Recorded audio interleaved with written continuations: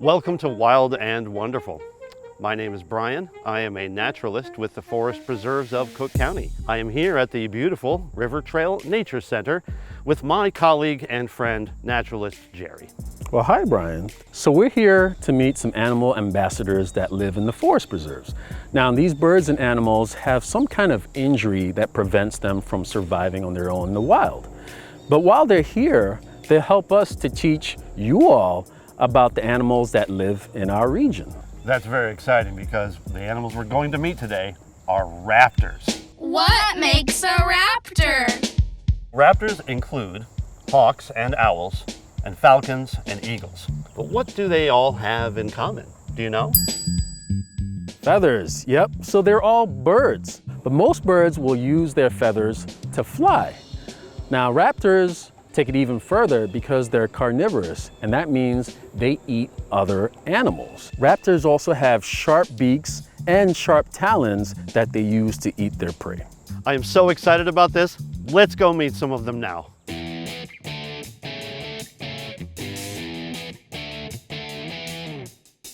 We're out here in the open with a prairie behind us because open spaces are the preferred habitat for hawks such as this Swainson's hawk. Now this is a female, such a beautiful bird of prey, and she's here because she would not be able to make a long distance migration down to South America. And while she's here, she's really responsible in helping us teach anybody and everybody about what amazing adaptations that these birds have, such as these awesome wings. Living like a hawk. Hawks are most active during the day. That's when they hunt. They use their wings to soar high up in the sky, looking for small animals to prey on, and then they come down and they grab their prey. While they're up in the sky, hawks and eagles use their incredible eyesight to see small animals from far away. A hawk like this Swainson's hawk could look down at the ground and see her next meal from as high as 100 feet in the air. Another interesting habit about how hawks eat is that they hide their food, and they do that by spreading their wings to cover their food, and that's called mantling. And what that actually does is prevents other raptors that might be in the area from seeing that food and swooping down to steal their prey. Most hawks eat small animals like rabbits and mice and so on, but here's another thing where the Swainson's hawk is different. Instead, they prefer to eat big bugs like dragonflies and grasshoppers. Yum. Very yum. Now, something else that's really impressive about these birds is their eating habit. They don't have any teeth, so they can't chew their food. But guess what? They have these sharp and powerful beaks, and they use those beaks to tear apart their food so that it's small enough to eat in small bite sizes.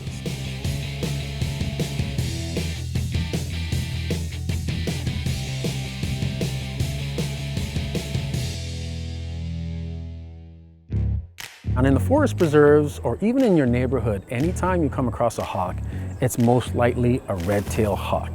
Red-tailed hawks are very, very common around here. And one way to tell the difference is that red-tailed hawks are much bigger. Plus they have the reddish-brown coloration on their feathers, especially on their tail, hence the name red-tailed hawk. Red-tailed hawks can be seen throughout the entire year. They live here in the summer and in the winter. Swainson's hawks migrate in the fall season. That means they go somewhere else to spend the winter months. They all get together and they fly all the way to Argentina. That's like 7,000 miles away.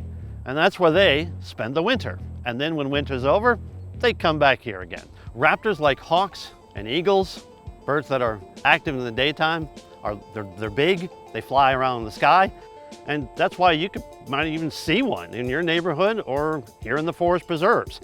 But there are another group of raptors that are a lot harder to see.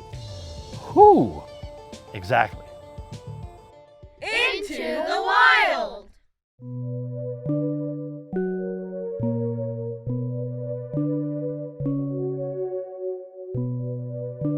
Here we are in the woods, which is a great horned owl's preferred habitat. Most owls come out at night, but they're also very good at hiding in the daytime. That's right. Now, the great in the great horned owl's name means big, and this is one of the biggest owls around. Now, if you look at the brownish patterns of its feathers, in the wild, this would help make it invisible against a brown tree trunk. Great horned owls are famous for the sound that they make. Ooh, Okay, I've been practicing mine too, Jerry. You want to hear it? sure. Okay.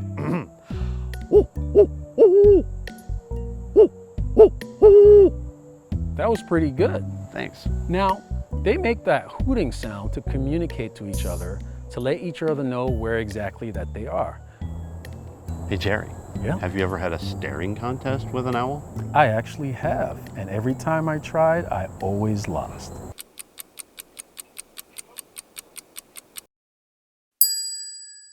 Their eyes are basically made to watch for prey, watch for predators.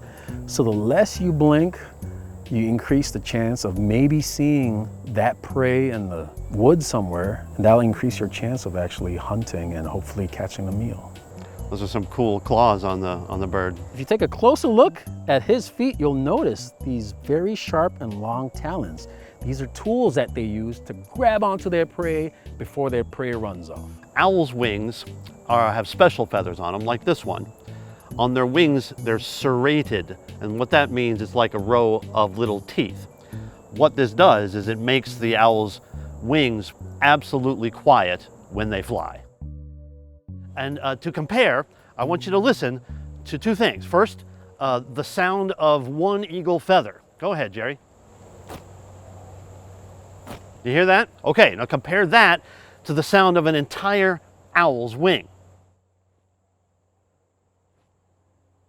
That sound you didn't hear is the sound of a silent hunter. Shh. Living like an owl. So while the hawks are using their wings to fly high in the sky and scan the ground below with their amazing eyesight, owls have a whole different hunting strategy. They sit perfectly still, absolutely quiet, in the dark in the woods, watching for any movement below or listening for their prey in the dark.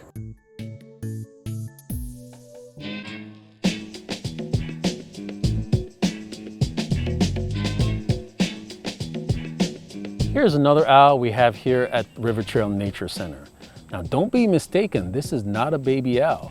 This is a fully grown screech owl. The tiny eastern screech owl is so small, it often survives by eating worms and large insects. And it makes a different sound than the great horned owl does. It doesn't say who.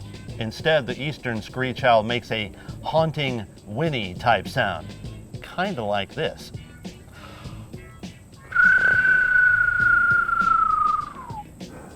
That's pretty good. Thanks. So what's so cool about these owls is the adaptation in their necks. You obviously can't see their necks because it's covered in tons of feathers, but they have double the amount of bones in their neck compared to us. We have 7, but owls have 14, and this allows them to rotate their head to be able to see prey or predator behind them and all around them.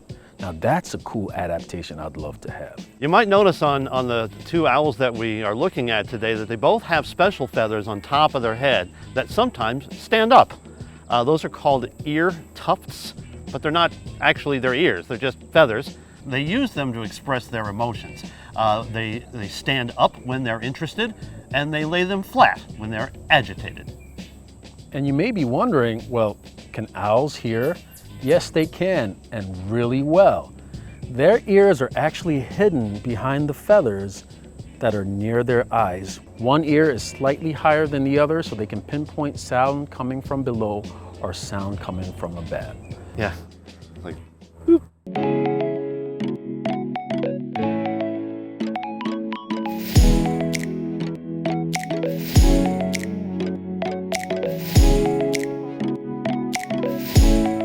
Well, we've learned a lot of cool stuff about raptors today, didn't we, Jerry? Yes, we did. And it's no wonder, because raptors are such amazing and fierce predators. I mean, can you imagine flying high above in the sky and getting ready to swoop down and grab your prey with your talon? Yeah, or flying super quiet like an owl in the dark. All of those adaptations make raptors amazing birds. There's other species here in Cook County, Illinois, including osprey, barred owls, and even peregrine falcons. To learn more about raptors, visit us here at River Trail or any of the other forest preserves of Cook County Nature Centers. Until then, we'll see you on another episode of Wild and Wonderful!